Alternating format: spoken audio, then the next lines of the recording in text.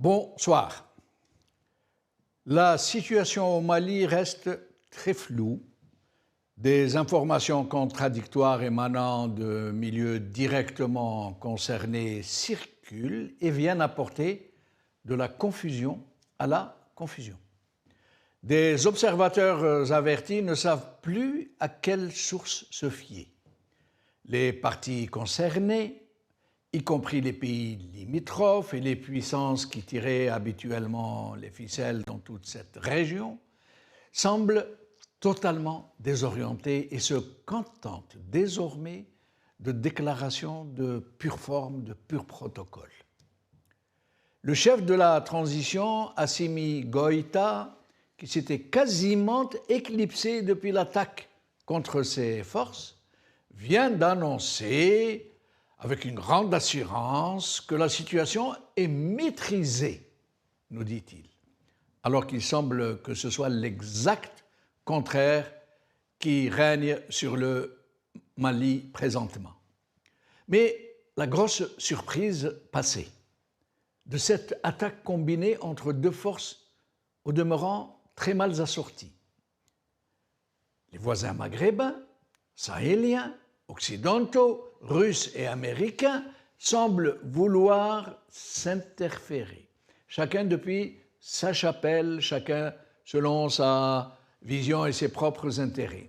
Mais la grosse question est celle concernant l'implication ou non du voisin le plus important de la région, le régime algérien.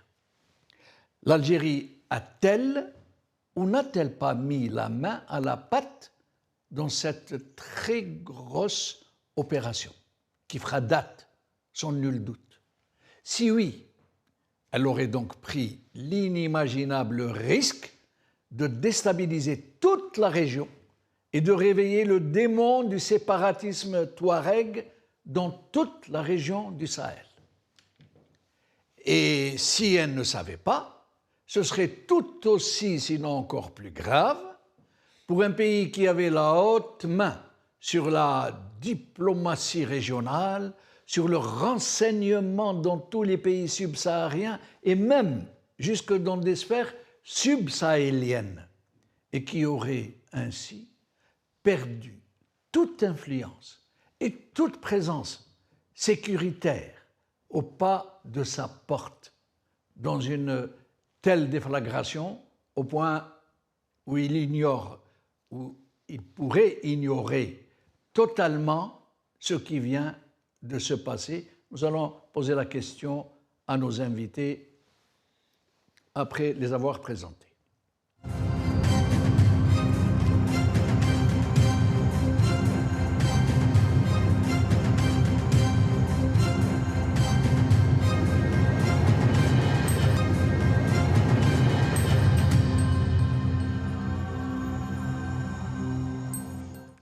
Avec nous pour en parler, donc cette émission sous le titre Mali, l'incertitude demeure.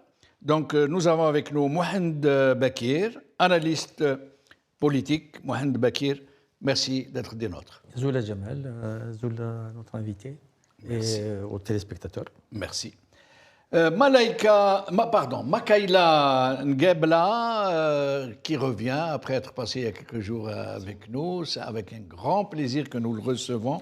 Journaliste, ancien conseiller aux droits de l'homme du président du Tchad et qui, entre-temps, a été déchu de sa nationalité tchadienne par le même président du Tchad pour dire qu'il est en quelque sorte le pionnier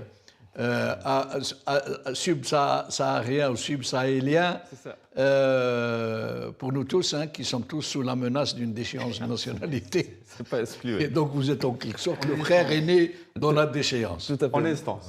En instance de déchéance. Bonsoir. Alors bonsoir et merci. Bonsoir, merci beaucoup. Bonsoir à Mohad. C'est un plaisir de vous retrouver, Maldine. Merci. Et un grand plaisir de retrouver ces plateaux qui effectivement nous réunissent et qui nous permet effectivement d'analyser le contexte régional, sous-régional et même le contexte algérien parce que nous savons très bien que nous sommes très liés au regard des situations politiques internes. Absolument. Nous nous sommes appelés effectivement à avoir un regard convergent. Ben, c'est très bien. Je suis très content en tout cas. Alors, nous allons d'abord écouter M. Goïta nous dire un peu ce qui s'est passé. Hein. Écoutons-le. Grâce à la promptitude et au professionnalisme des forces armées et de sécurité, un violent coup d'arrêt a été donné aux assaillants, dont l'objectif était d'installer un climat de violence généralisée dans les localités concernées. Le plan funeste de l'ennemi a été déjoué avec la neutralisation d'un nombre important d'assaillants. À l'heure où je vous parle, le dispositif est renforcé, la situation est maîtrisée et les opérations de ratissage, de recherche, d'exploitation du renseignement et de sécurisation se poursuivent. Les opérations se poursuivront jusqu'à la neutralisation complète des groupes impliqués et le rétablissement durable de la sécurité sur l'ensemble du territoire national. La communication fait partie du jeu, bien sûr, la propagande aussi, mais à ce point, à un moment où il parle de la situation maîtrisée, il félicite ses troupes pour leur promptitude et leur professionnalisme, alors que c'est quasiment la débâcle, la débandade où ces deux forces alliées, cette alliance de ces deux forces, a quasiment arrivé au sud, à Bamako quasiment, où des dizaines de milliers de gens sont en train de s'enfuir un peu partout, où les militaires eux-mêmes sont en train de se débander. Et monsieur nous parle d'une maîtrise, de promptitude, que la situation est maîtrisée. Qu'est-ce que vous en pensez? Moi, je pense qu'effectivement, vous l'avez su le dire, c'est une communication politique. Il voulait rassurer la population malienne en général, mais quand le ministre de la Défense a été tué, ça montre effectivement la gravité de la situation. Le ministre de la Défense est numéro 2. Et numéro 2, et qui était à l'origine effectivement de la connexion entre la Russie et le Mali. Et donc c'est dans ce contexte qu'il y a cette alliance des factions rebelles du Nord, notamment les Génim, également les FLA, toutes ces bandes qui étaient à un moment donné vraiment en sommet, hein, et qui subitement, en un laps de temps, font une éruption avec des Toyota bien armés, bien équipés, et qui attaquent plusieurs régions, y compris Bamako. C'est ça qui nous surprend.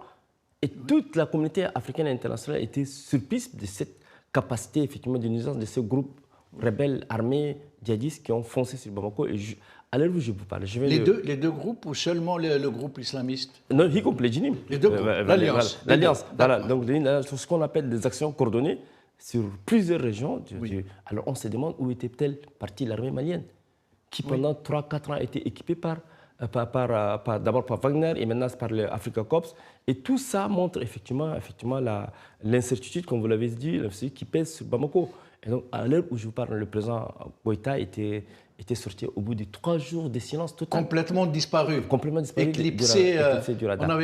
Il y a même des gens qui pensaient qu'il était peut-être mort. Justement, parce que dans cette vague de morts, il y a beaucoup de morts, l'armée était en débandade, on s'interrogeait pourquoi, et y compris les forces russes qui étaient présentes étaient en débandade et qui négociaient le retrait effectivement de certaines villes. Ça nous interroge. Oui, oui. Alors, ils se sont repliés sur Gao. Sur Gao. Et ce qui m'étonne, c'est que l'armée malienne, le Mali a sous-traité effectivement sa sécurité, sa défense à des armées turques et des armées russes. Oui. Ça montre que cette armée malienne n'est pas à mesure effectivement de faire face à ces mouvements djihadistes, islamistes,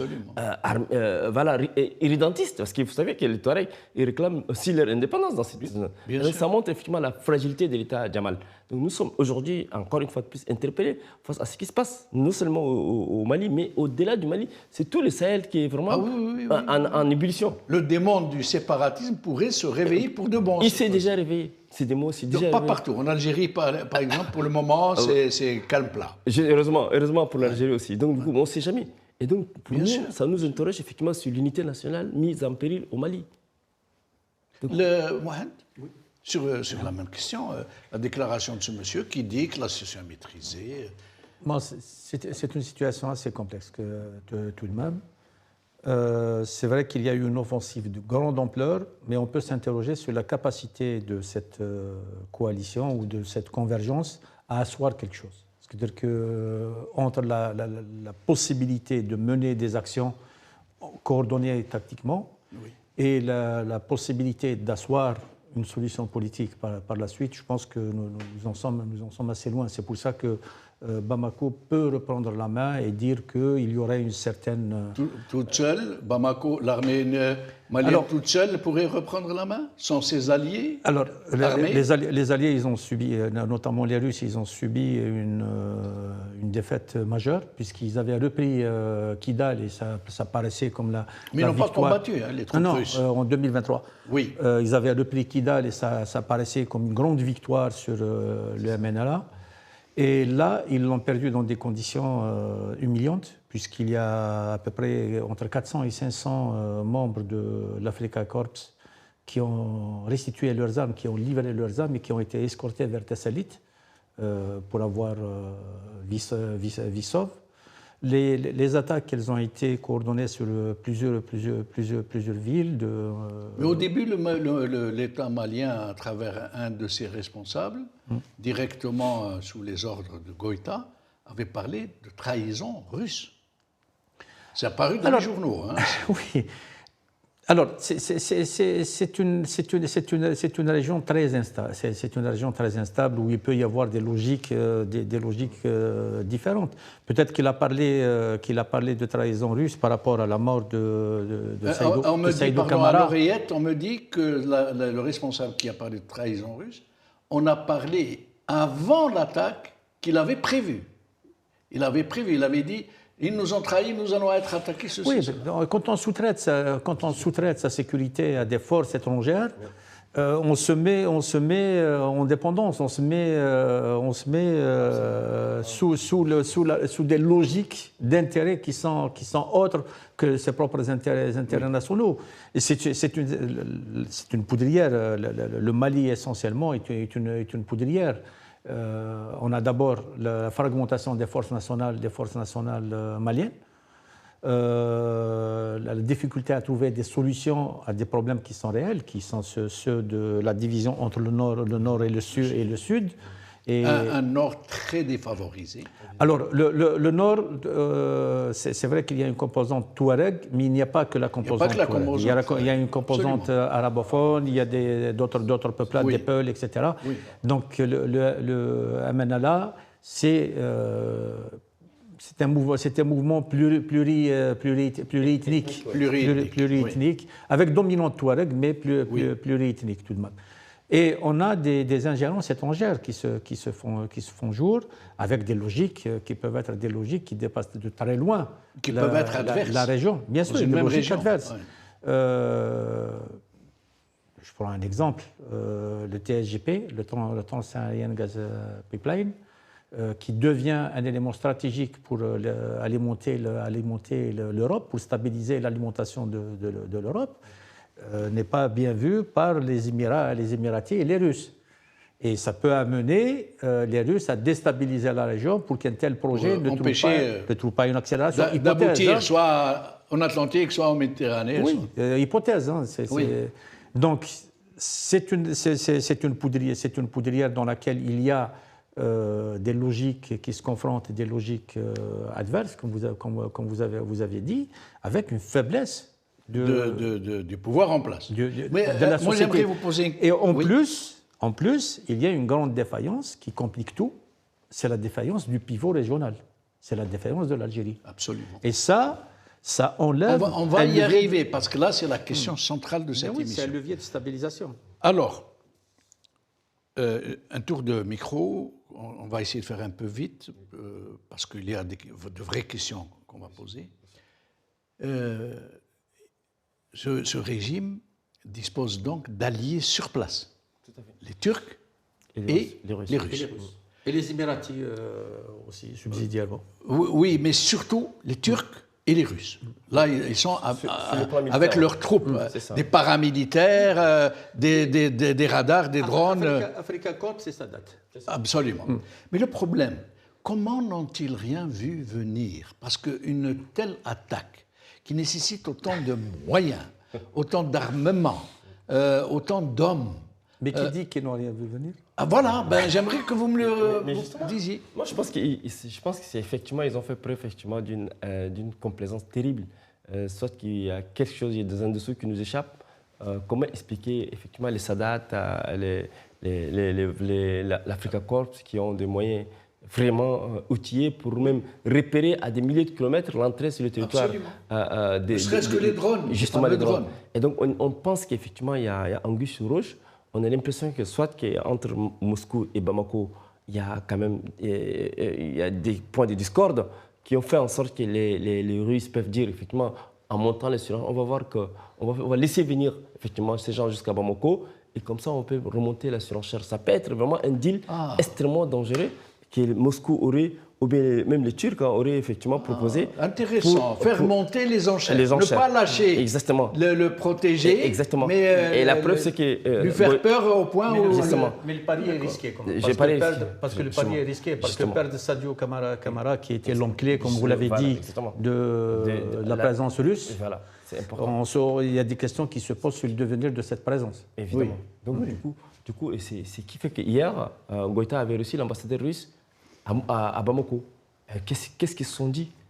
En tout cas, la déclaration de l'ambassadeuse russe, elle est très protocolaire. Nous sommes aux côtés de l'État, nous sommes contre cette attaque. Ça reste justement très formel. Voilà, formel, le standard, classique. Voilà, nous pensons qu'il y a quelque chose qui ne marche pas entre Bamako. Il se passe quelque chose. Il se passe entre Bamako. Et donc, il y a aussi autre chose qui me semble intriguant. C'est aussi effectivement ce qui se passe entre Moscou et Alger. Là aussi, il ne faut pas c'est pas de vue. Parce qu'il se peut qu'Alger aussi aurait influencé effectivement la position russe sur ce qui se passe au nord du Mali. On va parler de l'Algérie parce qu'en ce moment, il y a un double prisme. Exactement. Les relations algéro-américaines qui se sont beaucoup réchauffées. Oui. On parle même de retour de l'Africom dans la région. Voilà, exactement. Et de l'autre côté, l'allié russe. La position algérienne, traditionnellement, c'était le refus de la présence de l'Africom sur le sol africain. Alors, s'ils acceptent ça, c'est un retournement de position. Oui, en effet. Parce que le CEBOC de Tamerast, son objectif, c'était d'empêcher l'implantation de l'Africom. Mais dans le même temps, il y a eu tellement de coopération, dans ce sens sécuritaire. Il y a le ministre du Commerce états-unien qui est venu et qui a réuni toute une flopée de ministres, le ministre de l'Énergie, le ministre des Mines, le ministre de ceci, etc., pour voir... et puis les émissaires qui n'en finissent pas, Boulos et l'autre, qui n'en finissent pas d'aller venir pour le problème du Sahara. Je rappelle qu'à Tamarasset, il y a une piste d'atterrissage de dégagement pour la navette Columbia, qu'il y a à l'intérieur d'une caserne de l'armée algérienne une station d'écoute, et je passe sur tout le reste. Mais... non, le problème, c'est que l'Algérie a vocation à être un pivot dans cette région-là. Oui, juste. Donc, on va y arriver, parce que c'est vraiment le cœur de cette émission. Alors, Makaïla Ngebla, selon vous, quels sont les enjeux centraux, pour ne pas trop nous égarer dans le secondaire, de cette, d'abord, alliance quasiment contre nature. Contre nature, exactement. Et puis, dans ce contexte général qui est la prise du pouvoir par une junte qui avait promis de rester le pouvoir, qui l'a gardé, quels sont les véritables enjeux de ce qui vient de se passer et surtout, en filigrane, l'attentisme des puissances présentes sur le terrain censées défendre ce système. Les enjeux sont effectivement liés au retrait il y a 4 ans ou bien 3 ans des forces françaises du Mali et sous la pression effectivement de cette junte. Pourquoi? Parce que Paris avait à un moment donné condamné la prise du pouvoir par les armes au Mali et le renversement du régime en place. Et donc la France a fait à un moment donné condamné effectivement cette prise du pouvoir tout en acceptant effectivement d'autres prises de pouvoir ailleurs. Et donc du coup c'est ça qui a été un des points de distanciation entre Paris et Bamako. Après, ça a été effectivement élargi sur l'ensemble de la sous-région, donc le Mali, Niger et le Burkina. Ça, c'est le premier enjeu. Deuxième enjeu, c'est effectivement lié également à la prise de position de l'Algérie, qui effectivement semble être quand même en bon terme avec les dissidents, les gens opposés au pouvoir central, Et donc Alger jouait sur un tableau qui est un peu... Surtout depuis que le régime malien actuel a quasiment répudié l'accord d'Alger. Répudié l'accord d'Alger il y a 3 ans. Et donc du coup, plutôt, Imam Duco est accueilli à Alger. Et puis après... Et puis est-ce que vous pourriez nous parler un peu de cet imam Cet imam, c'est une autorité religieuse très respectée, quelqu'un du nord du Mali. Et qui est vraiment très respecté, qui a de l'influence. Qui a une forte influence dans la communauté musulmane. Vous savez, le Mali a à peu près 98% des musulmans, j'ai l'impression. Et donc, du coup, c'est quelqu'un qui est écouté. Et bien, je me rappelle très bien un jour, dans un média étranger, où l'imam du coup, on lui a demandé « Est-ce que vous faites confiance à ces militaires qui ont pris le pouvoir ?» Il dit « Mais écoutez, ce n'est pas des extraterrestres, ce sont nos enfants. » Et donc, lui, il est arrivé à un moment où lui-même, il a coupé le pont avec ses militaires pour se retrouver à Alger comme réfugié politique. Mais la question que je voudrais vous poser sur ça, cet homme dont on dit qu'il a une grande influence dans le nord du Mali, dont on dit qu'il est très écouté. Tout à fait. Comment ça se fait qu'une telle opération n'ait pas été portée à sa connaissance, puisque lui se trouve à Alger, que c'est l'allié du régime algérien, qu'il a l'oreille du régime algérien et que le régime algérien a une grande influence sur lui? Comment ça se fait qu'aujourd'hui, le régime algérien dit « je n'étais au courant de rien », alors qu'ils ont un tel personnage juste à côté? Je pense qu'Alger ne peut pas évacuer sa responsabilité de ce qui s'est passé, si jamais, parce qu'en fait, il y a un mouvement qui a été créé, regroupant autour de M. Imam Duco, des intellectuels, des universitaires, des anciens opposants, mais qui sont éparpillés un peu dans l'Afrique de l'Ouest, et même lui, il est basé à Alger. Et s'il y a une telle connexion, s'il y a une telle déflagration, effectivement, et d'assaut aussi généralisé, je pense qu'Alger serait certainement au courant. Si l'Algérie n'est pas au courant, ça veut dire que le mouvement du nord du Mali échappe également au contrôle d'Alger. Et là, ça nous amène à réfléchir sur la fragilité de l'Algérie en tant que puissance sous-régionale. Nous allons y arriver. Voilà. Dans ce qui s'est passé, il faut vraiment s'intéresser à l'épisode de Bamako. Pas de Kidal, excusez-moi, de Kidal.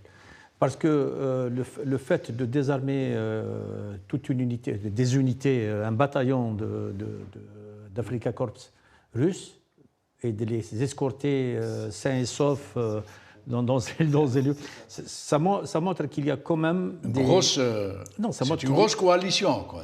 Non, ça montre surtout... Bon, les Russes, ils ont dit qu'il y avait entre 12 000 et 15 000 hommes, ce qui me semble être un chiffre astrophysique.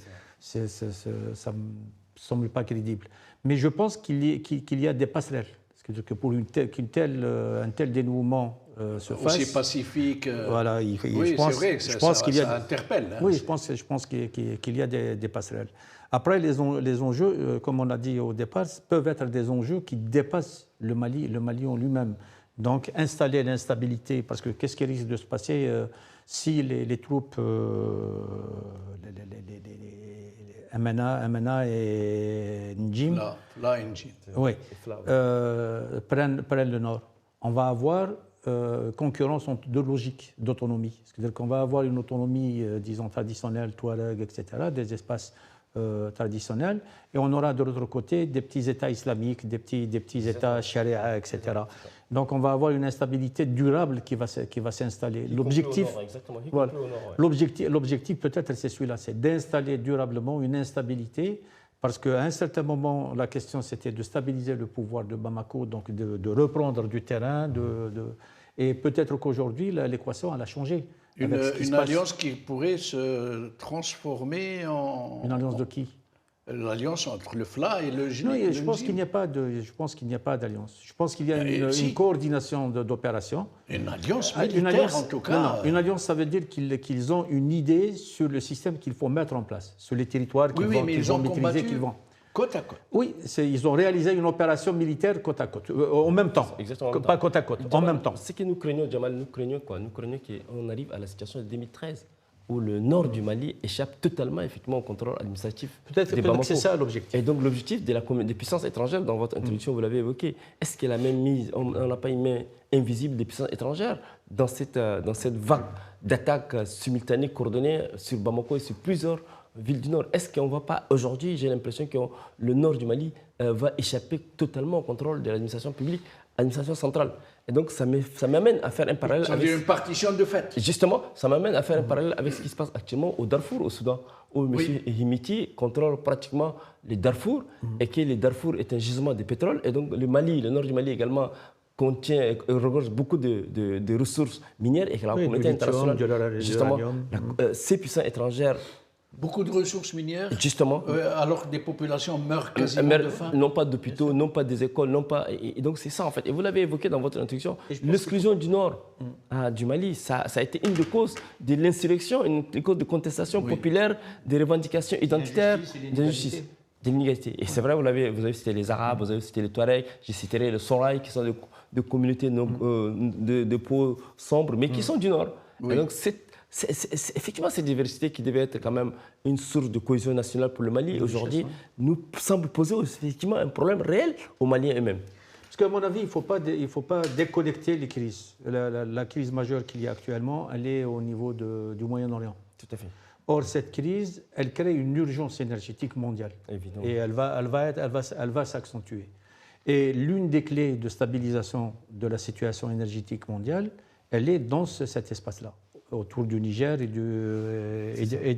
du Mali. Si on essaie de voir les intérêts qui sont en présence, que ce soit la Turquie, que ce soit la Russie, ça ne les intéresserait pas qu'il y ait une intervention du Nigeria, que les ressources gazières du Nigeria puissent être mobilisées rapidement dans un délai de 3 ans à peu près, pour abaisser la tension sur l'Europe. Ce serait de la haute subversion politique. C'est des enjeux qui sont réels. C'est des enjeux qui sont réels. Pour l'Europe, soit ils acceptent d'être dépendants des États-Unis pour leur approvisionnement gazier, soit ils arrivent, soit ils arrivent à renouer avec la Russie, ce que la Russie voudrait quand même parvenir à faire et que les Américains font tout pour empêcher, soit la capacité d'ajustement, la capacité de stabilisation de la rive sud en travers le gaz algérien et surtout le gaz nigérian est mobilisé rapidement, ce qui veut dire mobilisé dans les 5 ans, 3 ans et demi, 5 ans à peu près. Et une telle opération peut empêcher une telle solution. Mais vous avez dit tout à l'heure que donc alliance contre nature. Non, je pense que c'est plus une convergence. Alliance, ça serait beaucoup. Convergence, d'accord. Parce que alliance, ça veut dire quoi? Non, moi je dis alliance parce que c'est militaire. Non, alliance, ça veut dire quoi? Alliance, ça veut dire qu'on s'entend sur des objectifs à réaliser, sur des objectifs politiques à réaliser. Et c'est le cas. L'objectif est de chasser ce régime. C'est un coup de butoir, c'est un coup de déstabilisation. Je pense. Mais ça ne fait rien. Je prends argent comptant. Mais vous êtes en train de nous dire donc que ça ne peut pas passer, ça ne peut pas être une alliance, c'est divergent. C'est pas un petit truc de... Est-ce que, justement, le fait qu'un tel bloc se crée pour des objectifs conjoncturels donnés, est-ce que par la suite, à supposer qu'ils réussissent à prendre le pouvoir ou une partie du pouvoir ou quelques espaces géographiques, est-ce que ça ne pourrait pas déboucher sur une sorte d'afghanisation de la région? Il y aura une fragmentation de la région, parce que les deux forces qui ont mené cette attaque vont très rapidement se retrouver en concurrence. Très rapidement, elles vont se retrouver en concurrence. D'ailleurs, elles ont toujours été en concurrence. Une confrontation larvée, ils s'ignorent un petit peu, etc. Et je pense que ça ne va pas changer. Ils viennent de réussir un grand coup d'éclat. Il faudrait savoir qu'est-ce qui a rendu possible ce coup d'éclat. Vous soulignez la présence de matériel dont on ne sait pas d'où est-ce qu'il vient. Les Toyota, les drones, etc. Des drones. Oui. Donc, ce serait qui ce matériel viendrait d'où? Écoutez, ça peut venir effectivement des pays voisins, sans pour autant les citer. Vous savez très bien qu'il y a des pays qui hébergent effectivement des figures de l'opposition malienne chez elles. Et il y a également des puissances étrangères qu'on ne peut pas citer, qui n'apprécient pas effectivement la junte au pouvoir, qui n'apprécient pas l'ensemble de l'AES au pouvoir. Et vous savez très bien, il y a 2 mois, Niamey a été attaqué. On ne cite pas, mais... Non, je pense que les Émirats sont beaucoup plus indiqués pour monter ce type d'opération. C'est possible, parce qu'ils ont plus de moyens. Peut-être en convergence avec les Turcs. Peut-être en convergence avec les Turcs. Ils ont beaucoup de moyens. Les Émirats arabes unis aujourd'hui sont les facteurs déstabilisateurs de beaucoup de pays. Les Turcs, ils sont devenus un hub mondial, un hub gazier mondial. Oui, oui. Ils sont devenus un hub... Déstabilisation aussi. Mais c'est ces enjeux-là qui font les déstabilisations. Oui, évidemment. Et quand on arrivera à l'Algérie, on verra. Ce qui veut dire que on aurait bien aimé que l'Algérie soit ce grand géant. Nous y arrivons. Alors, l'Algérie, ce pays dont il faut rappeler que c'est le seul pays d'Afrique du Nord qui a des voisinages avec tous les membres du Maghreb. Tous. Alors que tous n'ont de voisins que l'Algérie. Mais l'Algérie a des frontières avec eux tous. Elle a des frontières avec les pays du Sahel. Du moins les pays du Sahel du Nord. Elle avait du moins une très forte influence, y compris sur les régions subsahaliennes. Pas seulement subsahariennes, mais même subsahéliennes. Moi, je me rappelle d'un moment où la plupart des enfants de chefs de gouvernement, de ministres, leurs familles venaient faire leurs études à Alger, leurs familles venaient se soigner à Alger, faire leurs emplettes à Alger, les familles comme nos barons vont faire leurs emplettes à Paris, des colonies de vacances, des centres de repos pour leurs familles. Ça veut dire que c'était la Mecque. Alger, à un certain moment, c'était la Mecque, non seulement des Africains, mais surtout des dirigeants de leur clientèle, de leur parentèle. Et ce qui ne gâchait rien, c'est qu'à côté, il y avait aussi un service de renseignement hyper efficace qui était au courant de tout ce qui se passait et qui même mettait la main à la pâte pour changer les équilibres. Évidemment. Il y avait aussi, à la guerre comme à la guerre, une véritable politique diplomatique de corruption des chefs d'État, des ministres et tout, pour les mettre dans la poche. Et là, il se passe quelque chose comme ça. Ce qu'on appelle le soft power. Le soft power, ce que vous m'aviez dit tout à l'heure d'ailleurs. Et là, alors qu'Alger a ce fameux imam qui est à lui seul une centrale d'information, de renseignement, elle est frontalière, elle a des drones, elle a des troupes, et elle n'est pas au courant de ce qui se passe. Parce qu'à voir les déclarations qu'ils regrettent, qu'ils auraient voulu, ça semble tout à fait invraisemblable. Exactement, quand j'ai entendu le ministre des Affaires étrangères algérien, il disait exprimer sa préoccupation devant ce qui se passe, moi j'ai l'impression que c'est des larmes de crocodile. On a l'impression qu'Alger connaît tout. Donc d'après vous, elle serait partie prenante dans ce qui vient de se passer? C'est fort probable, parce qu'en fait, de la manière où la prise de... Vous savez, Algérie a repris ses relations avec le Niger, avec à peu près une forte délégation ministérielle algérienne était venue au Niger, alors que l'Algérie aurait dû penser que le Niger fait partie de l'AES. Si on déstabilise le Mali, ça veut dire qu'on déstabilise l'AES. Et donc, moi, je trouve vraiment ambivalent une posture de l'Algérie.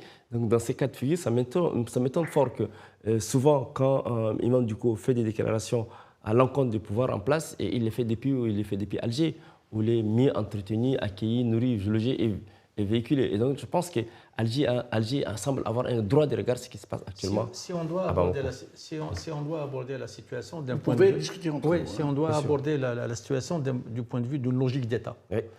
Le plus grand perdant dans cette situation-là, c'est l'Algérie. Absolument. Le plus grand perdant, c'est l'Algérie parce que l'instabilité dans son voisinage propre, dans sa profondeur stratégique, ne peut que rejaillir Des milliers de réfugiés peuvent se retrouver en Algérie. Absolument. Beaucoup de réfugiés peuvent affluer. Et affluer vers l'Algérie. Et ça va être l'origine effectivement des migrations suicidaires. Et l'Algérie, vous connaissez très bien, ferme ses frontières par rapport aux migrants venant de sud. Rejet, violent. Et donc, du coup, Alger aurait dû avoir une posture des médiatrices quand même fortes pour arranger les situations. Et donc on a l'impression qu'il y a une forte présence. Elle devrait avoir une forte présence. Justement. Et il y a des outils pour favoriser cette présence-là. L'Union africaine offre des cadres pour c'est ça, le Conseil paix et sécurité de l'Union africaine aurait dit. L'architecture africaine de paix et de sécurité, le plan actuel de coopération économique, la zone de libre-échange africaine, etc. Il y a des cadres pour pouvoir créer des convergences avec les pays du voisinage, etc. Mais ça veut dire que l'Algérie a un comportement étatique lisible. et stabilisée. Malheureusement, ce n'est pas le cas.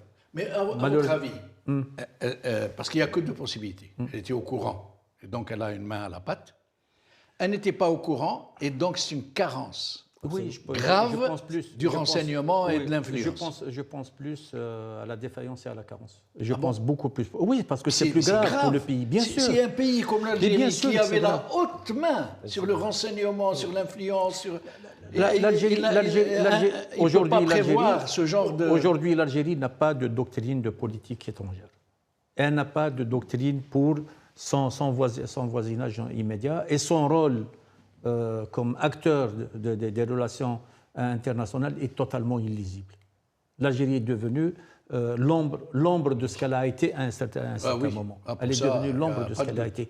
Et cette décrépitude, cette déchéance se voit de jour en jour. Mais Mohand, excusez-moi tous les deux d'insister sur ça. Moi, je penche aussi sur cette hypothèse qu'ils se sont fait avoir, et ils ont perdu tout contact, toute crédibilité, non, c'est qu'ils ne doivent même plus avoir le souci. Toute influence. Non, ils ne doivent même plus avoir le souci de ça. Mais à ce point, dans leur proche voisinage, alors que c'est l'État le plus central de la région. Faisons le bilan. Il y aurait une telle... Faisons le bilan. Le rôle de l'Algérie en Tunisie est un rôle très contesté, très décrié, etc. C'est vrai. La posture de l'Algérie au Liban est une posture honteuse, hein, devant les Émirats et devant la Turquie.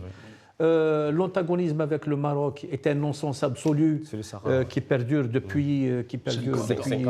voilà. Le soutien contre l'Iran qu'il qualifie d'agresseur. C'est une position... Donc on voit bien qu'il n'y a pas d'ossature, qu'il n'y a pas de charpente, et que... Peut-être même plus de doctrine à proprement Il n'y a plus de doctrine. Et ça, c'est très dommageable pour le pays. C'est très dommageable pour le pays. Alors, une autre question. Est-ce que cette situation... C'est juste... Oui. Il faut bien comprendre que le Sahel est notre profondeur stratégique. Quand on dit que c'est notre profondeur stratégique, on prend l'histoire du pays sur 2 millénaires. Les routes qui irriguent le nord, les routes qui commandent les équilibres de pouvoir au nord, elles provenaient du Sahel. Elles provenaient du Sahel. Du sud algérien, donc du Sahel. La route de l'or, la route du sel, la route des esclaves, etc. La route du pèlerinage, beaucoup de choses. Donc cette profondeur stratégique est une donnée géopolitique qui n'a jamais été réellement intégrée par l'État algérien. L'État algérien se conçoit comme une entité, ils disent arabe, alors que les Arabes, la première chose qu'ils vous disent quand vous partez au Moyen-Orient, ils vous disent, vous n'êtes pas arabe. Pourquoi vous vous dites arabe? Donc on est désincarné, on est une entité désincarnée. Mais jusque-là, qu'on soit avec ce régime ou pas, on ne peut pas nier que ce régime était très fortement présent dans le Maghreb, dans le Sahel, dans l'Afrique subsaharienne. C'est un héritage de la guerre de libération nationale. Absolument. Et qui a été dilapidé. Effectivement, moi, tout à l'heure, j'évoquais les liens historiques entre le Mali et l'Algérie, les liens historiques entre le Mali et le Niger, les liens historiques entre l'Algérie et le Tchad. Et donc, nous sommes surpris que la diplomatie algérienne aujourd'hui soit au bas des pâquerettes, si on peut se permettre de dire. C'est incroyable. Comment une telle dégradation spectaculaire. C'est effectivement à la classe dirigeante actuelle. Et c'est une diplomatie qui avait les moyens de l'influence. Parce que lorsqu'on prend l'École nationale d'administration algérienne, elle a formé des cadres de tous les États.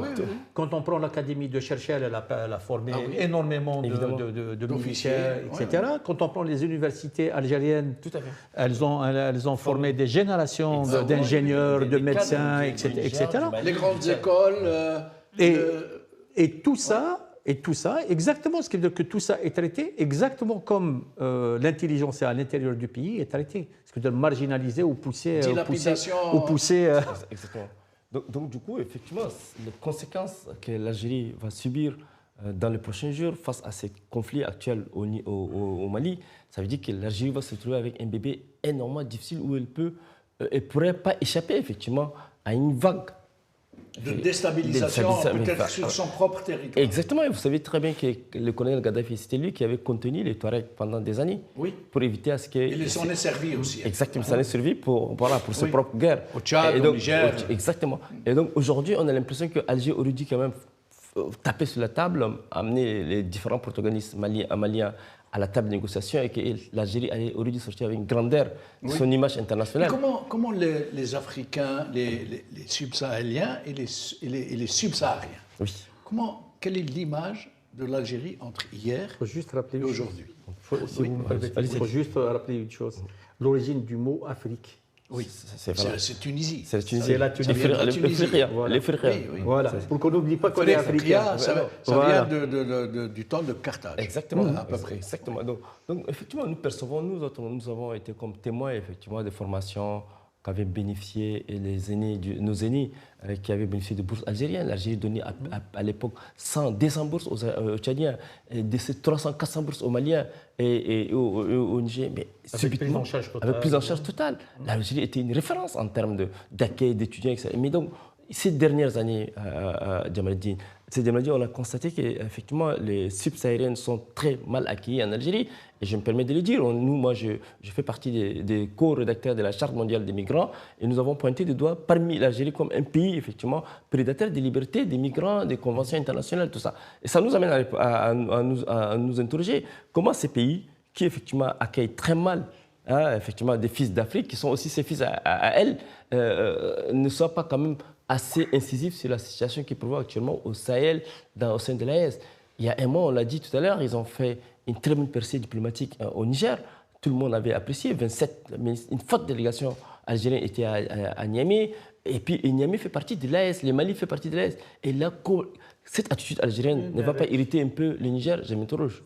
Mais avec un discours qui est complètement désarticulé, anachronique, lorsque le chef de l'État dit nous avons offert une centrale électrique au Niger. Ça se dit pas. Nous avons effacé la dette, etc. Ça veut dire qu'au lieu d'avoir une doctrine et une politique de coopération et de stabilisation de la région, gagnant d'égal à égal, des respects mutuels. On est dans des attitudes qui ne font pas honneur au pays. C'est pas... Dire que ce pays, moi je me rappelle, je suis assez vieux pour me rappeler, Festival panafricain, on a eu le Mandela pendant la révolution algérienne qui a été au maquis. Oui. On a eu Patrice Lumumba. C'est ça. On a eu Léopold Senghor. On a eu les grands Africains. Et l'Algérie, on disait d'Alger qu'elle était la Mecque des révolutionnaires. Oui, ça fait partie de... Même si ça fait moi qui suis tchadien, quand un jour, il y a à peu près un an, j'ai tenté d'être à Alger avec un passeport diplomatique. Ils ont gardé mon passeport pour à peu près un mois et demi à l'ambassade, au consulat d'Algérie à Paris. J'étais surpris. Et puis après, ils m'ont appelé, j'ai repris mon passeport. J'ai dit, mais je ne comprends pas. Parce qu'il y a eu un coup de fil depuis votre ex-président. J'ai dit, mais je ne comprends pas. Un Africain qui se rend en Algérie, sur quoi vous me reprochez? Et donc, c'est pour vous dire, effectivement, votre question a tout son sens. On s'interroge. C'est un grand handicap pour l'Afrique elle-même. Oui, parce que l'Afrique, si elle doit se construire avec des États qui sont capables de porter des politiques. Évidemment. Donc, on a l'Algérie et le Maroc en Afrique du Nord. Oui. On a l'Égypte et l'Éthiopie en Afrique de l'Est. Le problème de l'eau mais on est appelé à dépasser des problèmes et à trouver des solutions. On a l'Afrique du Sud, on a le Nigeria. Donc il y a des forces émergentes qui pourraient construire une dynamique collective continentale. Une dynamique continentale, surtout par les temps qui courent. Évidemment. Surtout par les conflits. C'est pas demain la veille, au poids. Malheureusement, oui. Malheureusement. Ouais. Mais on devient prisonnier des jeux internationaux. Moi, j'insiste sur le problème gazier. Oui. J'insiste ça peut servir d'explication de la déstabilisation. Non, mais aujourd'hui, c'est une question majeure. Parce que jusqu'à présent, disons qu'il y a à peu près 15-20% des capacités de production d'hydrocarbures qui sont détruites au Moyen-Orient. Oui. On ne parle pas de réservoir, Oui, hein. oui. On parle de capacité. En plus du rétrécissement du détroit d'Ormuz. Non, mais ça risque de s'aggraver. Oui, bien sûr. Or, c'est des marchés captifs. Le gaz, c'est des marchés captifs. Pour l'Europe, c'est un grand problème. Oui. Pour l'Europe, c'est un tel grand problème. Et si on ne comprend pas que l'Algérie occupe une place centrale dans l'approvisionnement de l'Europe et qu'elle doit répondre aux attentes de l'Europe, elle peut y répondre de différentes manières. Elle peut y répondre en comprimant sa propre consommation intérieure. Oui. On risque Ce qui n'est pas possible. On risque d'aller vers ça. Oui. Non, on risque d'aller vers ça. Ce qui veut dire qu'il va y avoir des contraintes sur la consommation des ménages et sur la consommation du secteur productif pour augmenter les capacités d'exportation, parce qu'il faut satisfaire la demande européenne. Oui, mais pour restreindre la consommation interne domestique, pour un régime dont la principale technique est d'acheter la paix sociale. Bon. Ils seront obligés de le faire. Ou bien, il faut ramener le gaz nigérian le plus rapidement possible vers l'Europe. Absolument. Et le secteur des AES va devenir une zone chrysogène majeure. Absolument. Mais justement, vous savez, il y a une semaine, il y avait une rencontre initiée par le Togo pour rapprocher les points de vue entre l'AES et les Occidentaux. Et au même moment où, effectivement, cette rencontre a eu lieu, une semaine après, cette attaque a eu lieu. Oui. Donc nous nous interrogeons. Le Togo c'est le médiateur majeur. Justement, et la piste émiratique que vous avez évoquée m'interpelle. Pourquoi? Parce que Jamal el-Din, c'est que moi je me dis, est-ce que les grandes puissances qui sont derrière, dont vous avez cité entre guillemets, n'ont pas pu effectivement dire aux Émirats arabes unis effectivement de financer ces groupes irrédentistes, qui expliquerait les drones, les drones massifs, etc. Et par où ils ont fait entrer. Ça reste de la spéculation néanmoins. Mais nous sommes, ça ne repose rien sur ils sont habitués, les Émiratis. On reste exactement. Donc du coup, nous sommes en train d'explorer des pistes. Exactement, exactement. Qui l'ont financé et les Soudanais sans les Émiratis, ils n'existeraient pas. Et je t'ai dit. Haftar en Libye, sans les Émiratis, il n'existerait pas. Exactement. Et on l'avait dit sur ce plateau à Jamal el-Din la fois dernière. Et donc Mohamed, il me confirme mes allégations, comme je t'avais dit la fois dernière. Donc moi, je pense que cette piste n'est pas écartée, il faut absolument. Et donc, d'où, comment ils ont pu acheminer ces drones? Est-ce que c'est du Sahara algérien? Est-ce que depuis la Mauritanie? Reste à s'interroger.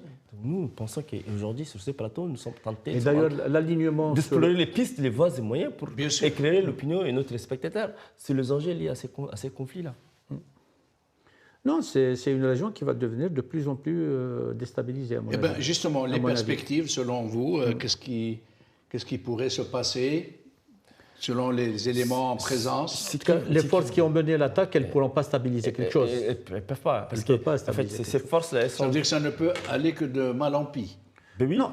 Ce qui veut dire que lorsque vous avez une force qui s'en prend à un pouvoir central et qui veut le déstabiliser, soit c'est une force qui est capable de construire une alternative, de mettre un autre régime en place, parce qu'il y a une entente, parce qu'il y a un programme, parce qu'il y a une adhésion populaire, etc. Soit c'est juste une déstabilisation. À mon avis, ce à quoi nous sommes en train d'assister, c'est simplement une déstabilisation. Absolument, c'est une déstabilisation. Et très vite, les deux protagonistes vont être amenés à soit à créer des espaces séparés, c'est ça, et être dans une paix instable. Voilà. Soit à se confronter. Voilà. Moi, je suis d'accord avec toi, Amand. Pourquoi? Parce que je me dis, à l'époque, il y a 5 ans, c'est l'Algérie qui était positionnée comme médiatrice. Donc, Paris avait délégué l'Algérie pour faire la médiation. On a l'impression que Bamako a accusé l'Algérie des jeux, donc Bamako a quitté la table de négociation. Et donc, l'Algérie est du coup disqualifiée. Maintenant, la France est disqualifiée. Quelle est la sous-région, la communauté des États, donc la CEMAC, la CEDEAO, la CEDEAO également? Justement, la CEDEAO, c'est quoi ce silence? La CEDEAO, mais justement, les 3 pays ont quitté la CEDEAO. Et donc, la CEDEAO a condamné effectivement les attaques sans pourtant se prononcer. C'est le Togo qui essaie de maintenir une passerelle entre la CEDEAO et l'AES. L'Union africaine, qui est censée effectivement être une nation continentale, l'Union africaine elle-même, elle ne reconnaît pas ces 3 pays de l'AES. Et donc, qui peut, sauf l'ONU? Il faut recourir à l'ONU. Or, l'ONU est effectivement infodée à certaines puissances étrangères. Je pense des États-Unis, je pense de la France, je pense de l'Union européenne. Donc, nous pensons que cette crise-là risquerait d'être approfondie. Et puis, les intérêts des grandes puissances en Afrique sont divergents. Divergents. Les États-Unis, ils ont passé un deal avec les autorités de l'AES. Exactement. Ils prennent les matières premières dont ils ont besoin et ils ne posent pas de questions. Et puis, on vous laisse tranquille. Si vous voulez. Ouais. Ils ne posent pas de questions. Et la France dans tout ça qui semble être aux abonnés absents? Non, la France, à travers le Quai d'Orsay, vous savez, la France avait sorti un communiqué de presse qui m'a intrigué. Il disait que la France est très préoccupée par la situation au Mali. Elle appelle à la protection des civils. Mais ça, ce sont des déclarations très formelles. Et donc, ni condamnation d'attaque. C'est ça qui m'interpelle. Oui. Et donc, du coup, sachant bien entendu que Paris n'est pas en bon terme avec Bamako, nous sommes en train de nous interroger. Effectivement, est-ce que Paris n'a pas un lien lointain dans ce qui se passe actuellement au Mali? Je pense que c'est un petit peu comme l'Algérie. C'est-à-dire que la France, elle est en déclin. Exactement. Et on l'a vu dans la crise du Moyen-Orient. Ils ont fait de la gesticulation, ils ont envoyé le Charles de Gaulle, etc. Mais on a vu que ça n'avait aucun type d'importance. Ça passait inaperçu, oui. Et malheureusement, face à la politique de Trump, tout le monde a abandonné les Nations Unies, comme si tout le monde était d'accord pour la liquidation de l'ONU. Donc on est face à la naissance d'un nouveau monde, mais... au pas de course, à ce qu'il semble. Au pas de course, mais c'est un nouveau monde où les rapports de force sont totalement changés. Parce qu'on a l'impression que la Terre, elle va tourner. Avant, on voyait la Terre avec l'Europe au milieu et l'Amérique et l'Asie sur les côtés. Maintenant, il faut tourner la carte et mettre l'Asie et l'Amérique au centre. Et nous, on est la périphérie, l'ancien monde, on est la périphérie. Alors, le mot de la fin pour l'un et l'autre. Le mot de la fin, c'est qu'on va vers, comme l'a dit Monde, on va vers une recomposition effectivement de la sous-région et donc avec une instabilité chronique, un enlisement, une impasse politique dans laquelle... Vous pensez que c'est parti pour durer? C'est parti pour durer. Donc j'en appelle effectivement à l'ensemble des énergies, d'actions, que ce soit citoyennes, et que Bamako aurait dû quand même écouter. Parce que vous savez, moi j'ai fait partie effectivement des critiques par rapport au régime malien, parce que j'ai l'impression que des voix de la société civile sont arrêtées, des journalistes sont arrêtés, des défenseurs sont pourchassés, des intellectuels pourchassés, des érudits religieux exilés comme l'imam Duko dont on a parlé. J'ai un appel effectivement à Bamako d'étendre la main d'abord à l'ensemble des acteurs dissidents, mais également étendre la main effectivement à ceux qui appellent effectivement à la rupture et à la cessation du Mali. Et puis j'appelle effectivement à l'ONU de prendre sa responsabilité sur ce qui se passe actuellement au Mali. Mohamed. Sincèrement, moi, je voudrais insister sur l'importance de l'Algérie, parce qu'on a l'habitude d'aborder nos problèmes par rapport à nos questions internes, les libertés, la démocratie, l'exercice des libertés, etc. Mais il faut comprendre qu'un redressement au niveau algérien aurait des conséquences bénéfiques, aurait un impact bénéfique sur toute la région. Et tant que la défaillance de ce pivot perdure, eh bien, l'instabilité perdurera dans notre région. Il manque, je pense que le véritable pivot, c'est une entente entre le Maroc et l'Algérie. C'est de régler nos problèmes. Et quand je dis régler nos problèmes, ça ne veut pas dire qu'il faut lâcher le Sahara occidental. Je pense qu'il peut y avoir une coopération. Trouver une solution, il peut y avoir une coopération algéro-marocaine et un rôle de pivot dans la région, tout en laissant le dossier sahraoui suivre son cours onusien, etc. Et je pense que c'est très important. C'est-à-dire que si la situation algérienne se redresse, et c'est quoi? C'est une institutionnalisation de notre vie politique, c'est une démocratisation de nos institutions, et c'est de sortir des logiques de prédation pour avoir des dynamiques de développement et des dynamiques productives. Tant que l'Algérie ne sera pas engagée dans cette voie, notre région sera affaiblie. Mohamed Bakir, merci beaucoup. Makailan Gebla, merci beaucoup. Merci à vous, chers amis, d'avoir suivi cette émission. Au plaisir. Merci.